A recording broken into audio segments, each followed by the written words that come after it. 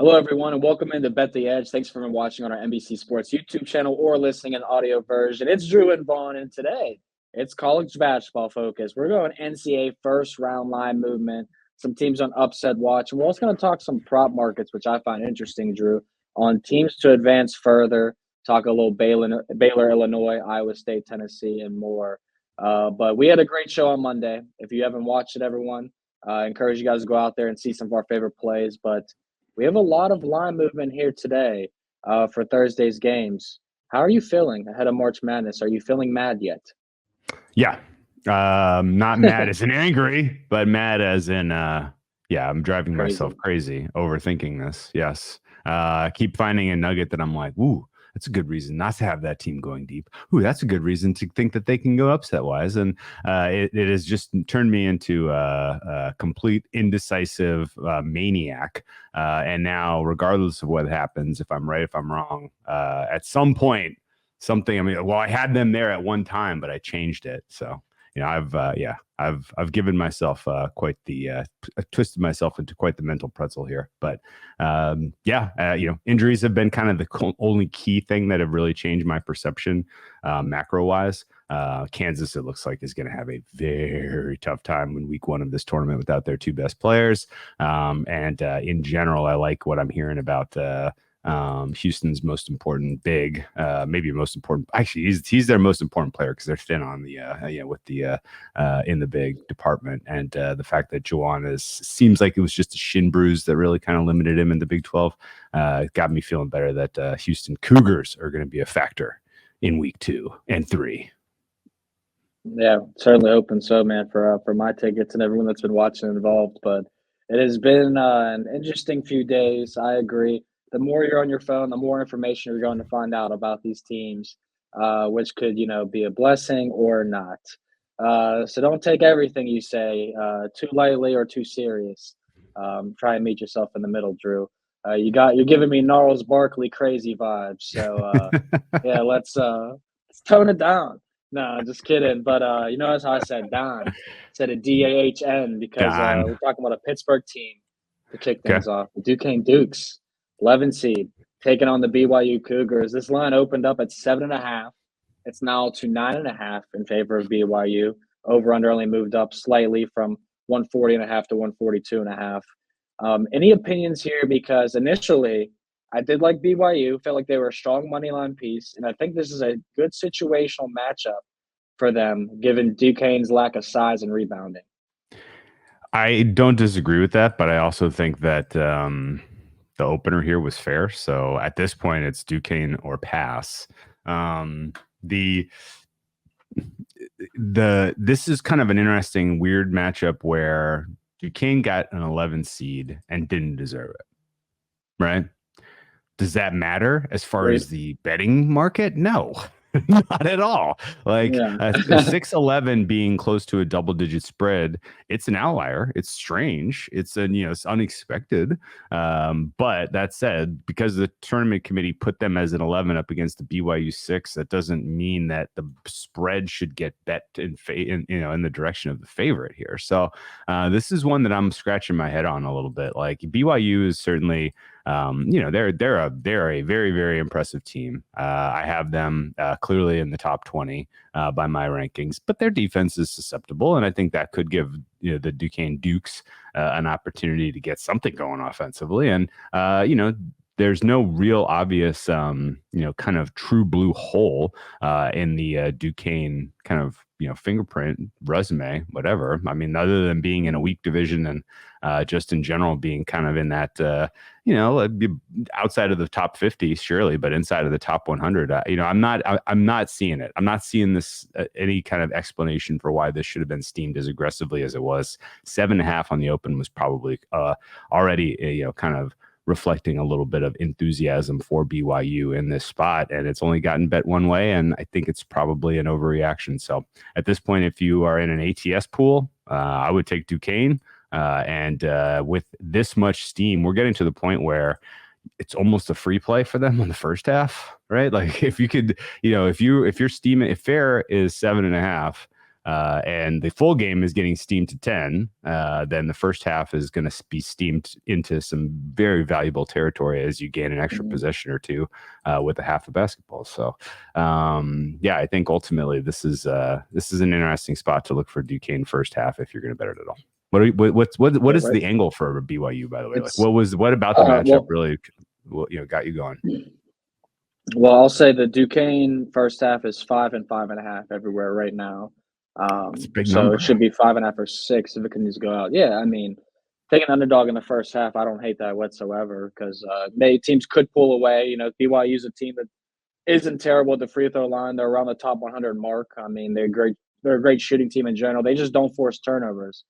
That's the really big knock on them. Like you look at their resume on Ken Palmer, Bartorvik, and pretty much everything's in the green for BYU, whether it's conference or NCAA regular season, but except that turnover percentage rank. And Duquesne, supposedly 29th best defense, top 50 across the board, a lot of defensive metrics. BYU is supposed to be top 50 both ways. I just think the size for BYU and the three-pointers that they shoot, the amount of three-pointers they shoot could be deadly for a team like Duquesne. But if Duquesne slows them down, Drew, and BYU isn't hitting 35% from three, then, yeah, Duquesne should stay well within 10 points. And I'm not saying that because I think the Dukes are a great team. They're well coached. Keith Damprot is a great coach. So that's why they won 4 games in the A-10, not because they are the best team out of the A-10. That was the Dayton Flyers. You know what angle I like? You know what angle I like even more? What? First half under. 66.5 is too high. I think realistically fair is closer to 64 here. If you're getting 2.5 points on a first half total, that's pretty solid. And I might even get a little squirrely if this gets out to 6, a little Duquesne plus 6, first half under 66.5, and then you're just basically like keep BYU in or around 30 points, and we're golden. Yeah, and this matchup, because everyone's pretty much penciling in BYU versus Illinois in the second round matchup. And why it doesn't seem like that's the most likely outcome here, given the 3 and 6 seeds. I'm sure one of these teams are going to get a run for their money here. And the one thing I wanted to mention, too, before we move on, Drew, because you asked me also what gets people excited about this matchup. You asked me in particular, but I think what gets people excited is when you mention the 6-11 seeds, you see New Mexico, that's a 2-point game with Clemson. Oregon, South Carolina, 1.5-point game, which will break down. The other 6 and 11, NC State and Texas Tech. Tech's laying 4.5 or 5. So those are all relatively 1, 2, or 3 possession spreads, and then you get this 6-seed game that's almost double digits. So makes people feel like BYU is a much safer team between the 6 and 11 seeds. Maybe just to win, but not to cover the spread. Let's move on to another game, another region, Midwest region, Oregon and South Carolina, 6-11 matchup we just talked about. This opened as a pick'em, Drew. Now it's out to South Carolina, -1.5 favorite, total sitting at 133.5, which actually moved up about a point and a half at most places. So a little bit of movement both ways. Any strong opinions here? This one to me looks more like a correction on what was closer to fair. I think this should have been South Carolina -1, and so the fact that it opened pick'em and it's gotten bet in the direction of the Gamecocks, I think, is correct. South Carolina has a decent chance, I think, to generate a little bit of a lead in this game. I like their their offense in general is a little bit less reliant on the 3-point shot in general. And so for those reasons, they could potentially, just play their style of basketball and get out to a nice start. Relatively low tempo team, South Carolina, they're 353 in the country. Yeah. So this one potentially another, early slog as far as possessions go. But Oregon is not a team that I especially favor right now. I would put them kind of in the 50 to 75 range in terms of, overall rank among college basketball teams. And congratulations on making a fun little run in the Pac-12. I don't see it happening again here. And so this is one I agree with, but at the same time, I think now that it's at 1.5, this is a pass. Yeah, it kind of seems like a one-off situation with them, of course, winning the Pac-12 and making it here. Certainly a great season in general just because of that aspect, but winning a game in the tournament, I mean, I don't really seem very likely. My opinion for Oregon, I mean, they're a team that middle of the road, about 170th in a D1 experience. They'd only have 30% of their minutes back from last year, which is, bottom 100 in the league. And South Carolina, a team that's on the other end of that, they're experienced. They rank top 30 when it comes to that. Yeah. And they got 40% of their minutes back. And like you said, the tempo. If you play slow and you grind someone out, it's very hard to shoot threes and to knock down free throws consistently. And Oregon is not a good free throw or three-point shooting team. So I didn't make a play in this game, but I am not rushing to the window to back Oregon or bet the over. I will say that, Drew. I dig it. Yeah, and I think if you want me to go a little narrative street here, Oregon was going to fire their coach probably, and he really kind of got these guys to dig in deep, win the Pac-12 tournament, maybe save his job, and going back to the well to get inspirational, play out of instead of like, hey, we're happy to be here. I would lean more in the direction of happy to be here. Yeah, I like that. I like that too. So yeah, another angle to look at too. I think it's going to be one of the better games for the 6 and 11 seeds. We know that BYU, like we said, big favorites, but this one's supposed to be pretty close, and it's going to be a low-scoring game more than likely, with the total sitting at 133.5. One game that I did place a bet on that scares me, and before we got on air, Drew, I saw the number: 94% of the bets are on this team. I should just cash out now. I took the Drake Bulldogs 10 seed on the money line. They were plus 1.5. Now they're minus 1.5 to minus 2 at some books. Total sitting at 137.5. They're taking on the Washington State Cougars, a 7 seed who, after the sweep of Arizona, everybody loves the Washington State Cougars now, but not this guy. Drake Bulldogs got us last year. They blew a lead when they should have beat Miami, Drew. Thought it was a year too early, but now I'm feeling like everybody's feeling the same way as me. Yeah. They owe us. We talked about this. I am nervous. Yeah, Drake is a tricky one because Washington State is probably the better team. But they kind of fall into the category of haven't been here often, inexperienced. Drake did get their feet wet against Miami last year. Really should have won that game. And I think ultimately, with as much experience as they brought back, and just in general being a well-coached team and a coach with experience, like all these sort of things, these intangibles that you don't really show up when you kind of put the numbers, mash the numbers together, and calculate a fair. Kind of all tilt in favor of Drake. But what that does, in my opinion, is that moves the needle across pick, right? This, like, just straight up numerically, this should probably be Cougars' small favorite. And you count the intangibles and you want to make Drake small favorite, fine. The kind of the one-way betting is interesting because, again, like, there's some numbers that I think are wrong on the board. And if you really wanted to go bananas, they're bettable places. This game is going to be a coin flip. I don't think that there has to be like lopsided action at all. Like, this should be relatively balanced handle in just every sense of the word. You have, just in general, just two solid teams that are very close, very similar. You would say that Washington State's the better defense, Drake's the better offense. Drake can't necessarily create extra possessions in this game, which is problematic if they get to a deficit. They are a very bad offensive rebounding team. They don't create defensive turnovers especially well, but they are very, very good shooting the ball. So Drake, it's worth noting, not one of the teams that has a ton of experience. I take that back. Drake, one of the teams that has used the Wilson ball pretty regularly, and the fact that they're putting up these type of statistics with the ball that's a little tougher to shoot with, maybe gives me the last push I need to keep Drake as the team to advance in the 7-10 matchup. Yeah, I found that chart interesting you sent me for the show, because 3 of the 4 teams that I bet this so far all use the balls the whole entire season. So I'm like, if this is a thing, then we got points on our end.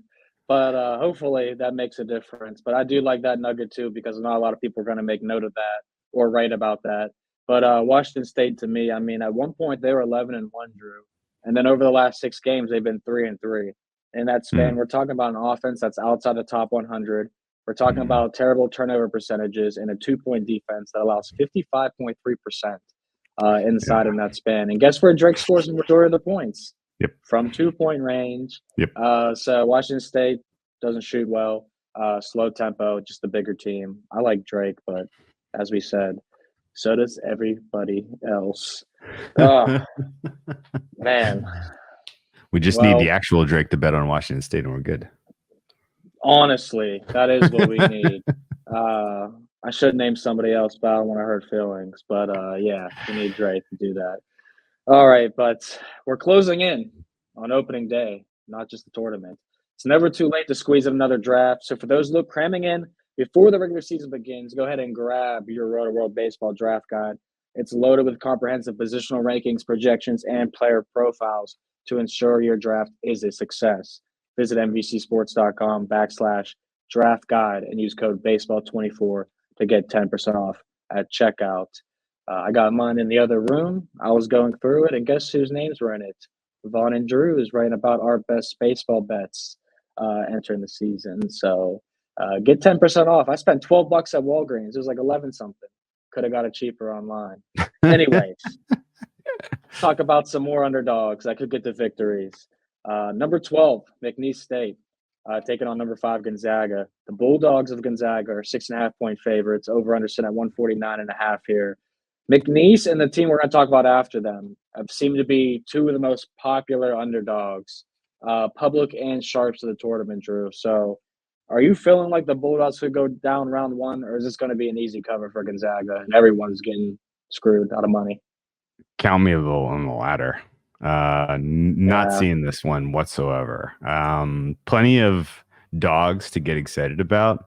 Don't see it with McNeese State. Now that said, and honestly, 6.5 is not enough by my numbers. Now I should caveat a lot of this is when making a fair. I know that I am on the kind of high side of kind of keeping a weight on a preseason prior. What that means is you look at the talent on the team before they played a single basketball game. You come up with a fair rating for what that team is capable of doing. And even if they are underachieving through a balance of the season, there is still some expectation that that information holds some value to where they'll return to that level.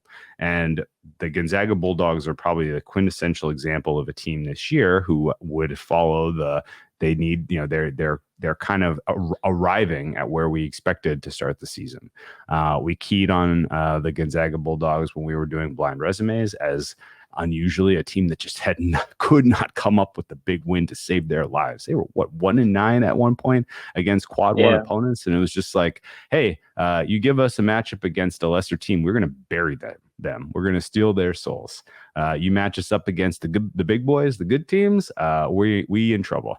And I think ultimately that McNeese State clearly falls in the former bucket, and I think Gonzaga, and particularly the veteran staff that you have there is good enough to get this team to this round of 32 with relatively little distress. So I'm going to put Gonzaga through to the next round and not really think twice about it. And if they ultimately run away and hide with a double-digit win, I don't think any of us should be surprised. Yeah, I'm in complete agreement. For some reason, I had no rush to go get McNeese State. And it's not because they aren't a good team. Third longest win streak in the nation right now, 11 straight wins. Could be a good thing, could be a bad thing coming tournament time. You kind of want to get your loss out the way before conference season happens, in my opinion. So a team that hasn't lost since February 5th, probably going to lose versus Gonzaga when you only shoot 69% from the free throw line. And you allow almost 40% of your opponent's points to come from three-point range. That is not a healthy number whatsoever. Gonzaga is going to score inside regardless. So kind of talking myself into the Gonzaga Bulldogs. Might lay this 6.5, Drew. If they can, thank you. My fair is almost 9. 9. Yeah, I would say I would have made this one 7.5 or 8. Okay. The next game we're talking about, I feel like should be a lower spread than it is as well. Like if we're going to take one of these dogs, I'm taking this next team. That's number 13, Samford, against number 4, Kansas. This one has actually had some fluctuation because it opened around 9, 9.5, has come back down to 7, 7.5. Now that Kevin McCullough's news has come out, obviously some stuff about Hunter Dickinson also dealing with a shoulder injury. So the Bulldogs of Samford, are they live to get this win or cover? I think they're live for the win, and I honestly like if you're going to get involved in this game, I'd probably just swing for the win and pass on those points. The it's tough for I think the market to fairly adjust when teams are missing players of this magnitude. Kevin McCullough is pretty clearly the best and most important part of the Kansas Jayhawks. Kind of team success, and Hunter Dixon is clearly number two. So this is a very untested and very difficult unit to price. And so if you're just saying that the uncertainty is massive and but it's a downgrade, right? I think taking a stab on Samford as potentially coming away with just an outright win is reasonable. Now, Kansas is deep. They're blue bloods. They have good talent in the next wings, next level, which again kind of sticks to my point of just swing away on outright and don't worry about the points, because if it kind of almost feel like if the young guys who are filling the void, who are soaking up the usage that's being left on the table with the absence of McCullough and Dickinson, if those guys play well, Kansas could win by double digits pretty easily here. There's nothing about Samford that I'm like, this fits a prototypical upset candidate at all. Like they're kind of, I don't want to say like they kind of fit in a bucket of the teams that are just, lucky to be here, enjoy the moment, and go focus on getting a degree, because I would put them sort of right on the fringes of top 100 in college basketball. I'm a little surprised, honestly, that they got a 13 seed, and I think that Missouri Valley Conference, the Southern Conference is down. The SoCon is down. I mean, I have. I don't think there was a single other team in there that I had in my top 150. I take that back. Western Carolina just made it into the top 150 for me. But otherwise, it was a weak conference, weak competition. And so, this is much more about what Kansas shows up. And I would say that just in general, the concerns about who ultimately takes on efficiency is enough for me to say Samford on the money line.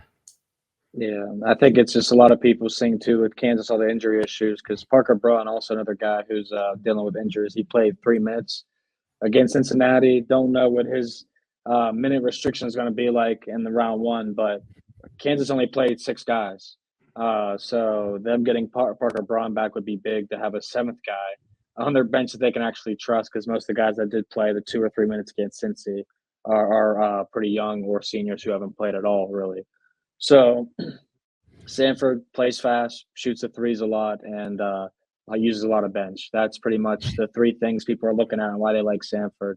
But like I said, if we're looking at between McNeese or Samford, I'm going to take a shot on the Samford Bulldogs 100% over McNeese. But I would not be shocked, Drew, to see Kansas win this game by double digits either. This seems, like I said, too obvious, very public pick right now. You know where you could probably attack? What? Player market. If you live in a legal state that offers player props for this game, I don't think there's any realistic world where they are coming up with a correct or fair price on a player like Johnny Furphy. This is a good example for Kansas. Freshman, 6'9". He is going to have to absorb a ton of usage for this team to be competitive. And, that's one of the things that might slip through the cracks a little bit if you have player props available. So that would be a fun way to attack it, and to, cover Johnny Furphy having the game of his life while also Samford wins. Yeah, I don't hate that whatsoever. And I agree with you. I don't have player props, so I've been left out of that market all year, which kind of sucks. But before we move on to a certain type of market that's going to be interesting on who would advance further, I want to ask you about this, because I just pulled it up to see if the numbers changed at all. It looks like on one of the books that I shot, Kansas is only a 7-point favorite now, so numbers continue to drop. But in the first half, Kansas's first half team total is 38.5, juice to the under. Jeez. That's a really high number for a team that's banged up to score 40 points pretty much in the first half. Do you agree? It is high. No. Absolutely. And I mean, You kind of have to use the Cincinnati game in some way as instructive, and their offensive efficiency was a disaster. This team scored 52 points, and honestly, if Adams Jr. wasn't as effective from the mid range, then that team is they're now breaking 50. Very tough to see how this team is getting into the mid 60s, which is what the market is expecting right now. If you remember, I told you about KJ Adams. Told you he's built like DK Metcalf, so no surprise he scored 22 points in that game. But yeah, 3 of 20 from 3 for Kansas against Cincinnati. Certainly will not get it done against the Samford team that has the 3rd best 3-point rating in the entire country. So, going to be a very interesting matchup. Definitely trendy underdogs in McNeese and Samford, but one of those two I think has a chance to advance here. Speaking of advancing, Drew, let's talk about 2 Big Ten teams that nobody probably wants to back, but somebody out there is going to bet this market. It's Wisconsin Badgers versus Michigan State Spartans on who will go farther in this tournament. Now, we got the bracket on the screen for those watching on YouTube. Wisconsin has James Madison first. Michigan State faces Mississippi State. Any opinion on either of those 2 matchups? JMU, obviously, trendy underdog as well to win week 1, round 1. Yeah. I mean, I'm still trying to figure out if I've fallen into some sort of trap here or not, but I have JMU still getting to the Sweet 16, and for those reasons, Wisconsin kind of crashing out early as a potential. I mean, you can draw it up however you like. Wisconsin beating JMU and losing to Duke, sure. Wisconsin losing in round 1, sure. Both Wisconsin and Michigan State making it equal, sure. Yeah, there are lots of potential. There are lots of potential ways out of this, assuming Michigan State wins their matchup with Mississippi State, and I think that's likely. But I would go the other side. You like Mississippi State? Yeah, if I was forced to bet this one, which I don't have a rooting interest, I would take Mississippi State here.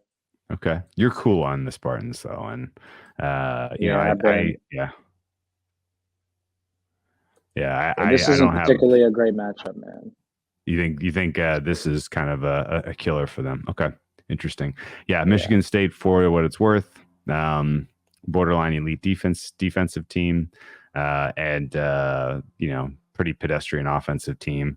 I have them, as in a clear second tier in the Big Ten after Purdue is one with a bullet, Illinois 2, and then no clear distinction for me between Michigan State, Nebraska, and Wisconsin. So, path is similar because they're going to either one gets to the next round. They're going to be massive dogs. The big difference is just, do you want to find a different way to try to capitalize on a potential upset in round 1 for Wisconsin? I guess given the choice between taking James Madison outright in that game versus taking Michigan State plus 140, where you're at risk of pushing if they both lose, I think I would lean in the direction of James Madison. Yeah, I'm with you 100% there. I don't think either of these teams have a particularly great chance of getting out of the first game alive. Yeah. And I would say Wisconsin probably has a better chance of beating a Duke or Vermont than Michigan State does of getting to their next round. So if you're getting plus 100 on Mississippi State and plus 185 on James Madison, I'll take those two before, I parlay Michigan State and Wisconsin both to win round 1, right? Yeah. You're probably bound to make money. So that's kind of how I look at it too. But it sounds like neither of us have confidence in either 2 team making it past the second round. You did say something that caught my interest real quick. James Madison, you said you got them in the Sweet 16. You got them beating Duke as well? Yeah, I think both Wisconsin and Duke are flawed. If you were going to say, hey, give me one double-digit seed that makes it to the Sweet 16, that would be my pick. Okay. I don't hate that at all. The double-digit seed I have going is Akron. I hate that, so we won't spend any time talking about that one. Akron. How is that? Oh, Akron has to go through Creighton. Well, that's doable. And then the winner of South Carolina, Oregon. Okay. Yeah, Akron could get there. We'll see. like their path isn't too terrible, but yeah, JMU obviously the much better team. So let's talk about another matchup: Baylor versus Illinois. Baylor laying -130, Illinois +110. Baylor taking on Colgate -13.5 point favorite. Illinois taking on Morehead State 11.5 point favorite in round one. Both teams should advance theoretically. But in the next matchup, Illinois would face Duquesne or BYU, which we talked about earlier, Drew, and then Baylor would play either Clemson or New Mexico, which those two are becoming trendy bets to make the Sweet 16. Yeah. Weird one. I don't understand why Illinois is not favored here. I think they are pretty clearly the more likely team to be in all the first three stages. Now, the more likely team to make the Final Four is pretty clearly Baylor, and for that reason, the more likely semifinalist and champion is Baylor. But that's long tail stuff. That's unlikely stuff.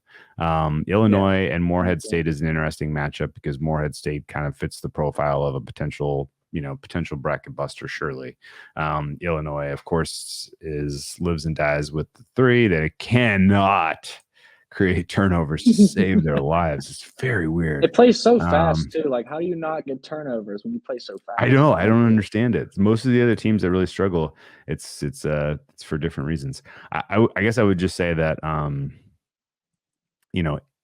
assuming Illinois gets through round one, which I think they will, I'm pretty sure that they last longer than Baylor. Baylor, I only give them a 50% chance to make the Sweet 16. I only give them a 20% chance to make the Elite Eight. And I think ultimately, even though I very much wanted to come up with something, what do you call it?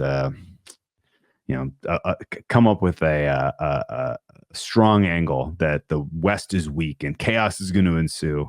I've cooled substantially on expecting Arizona to get beat before somebody of substance and consequence takes them out. And it's not Baylor, I don't think. Baylor's elite offensively, really, really, really suspect defense.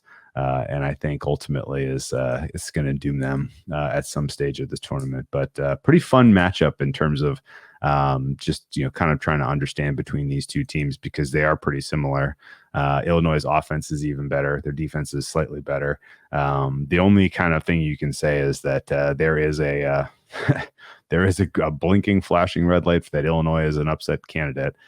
Whereas Baylor at least has, a little bit more solid footing where less likely to be surprised. So I would take Illinois here, but I would be very tepid. And it's almost entirely hoping that they avoid the round one upset. And at that point, you can probably cash this bet.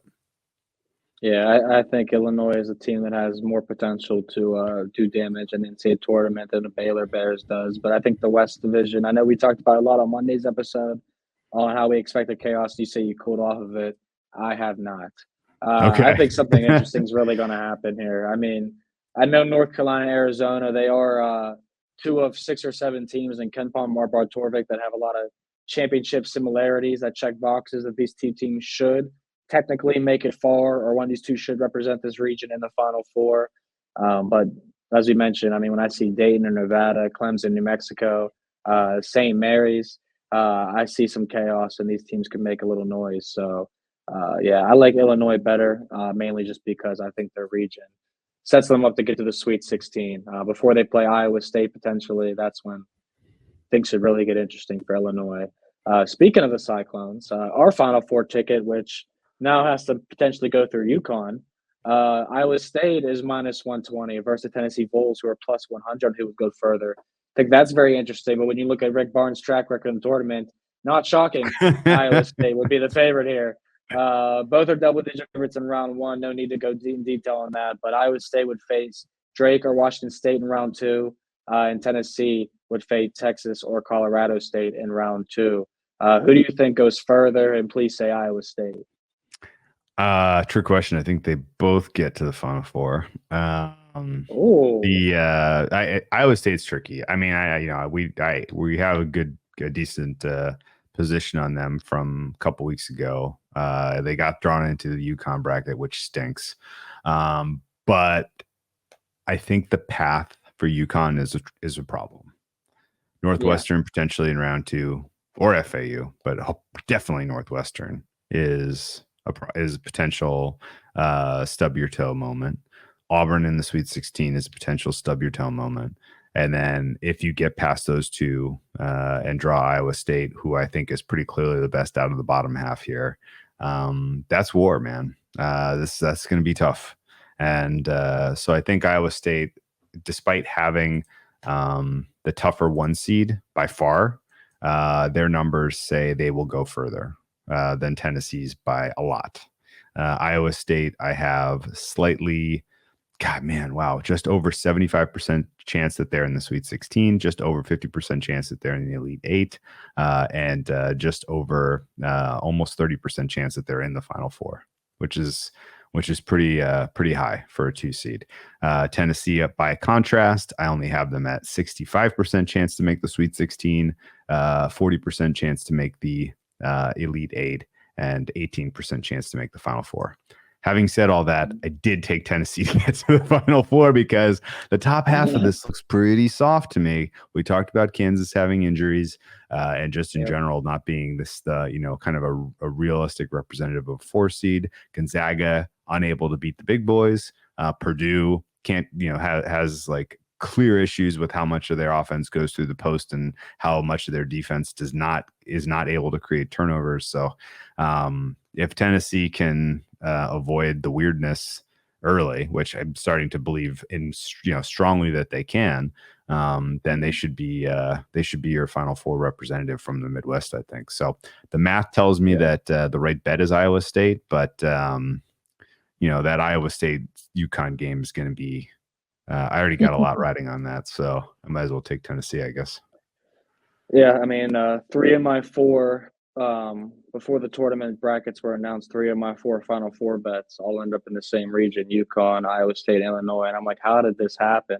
But that sometimes is the risk you take. And honestly, I think one of those 3 teams should represent the Final Four out of that region. And for Tennessee, it's out of them or Purdue. I mean, there's going to be chaos through the rest of that bracket, but I do like the road for both of those teams. So interesting. I love the breakdown there. And since you spoke of UConn, the death bracket, the bracket of death, as some are saying, they are favored minus 125 over Houston at plus 105. The last one we're going to do here, obviously huge favorites round 2 will be huge favorites in round 3. Most likely as well, 1 in round 2, 1 run in 1 round 2. Any opinions here on this one? It's got to be the Cougars, right? Yeah, it's the Cougars. And honestly, having a plus money play here is, I think, the best way to base. If you don't have access to a yes/no market for UConn, I think this is the best way to play this. The reasons are softer region, substantially softer region.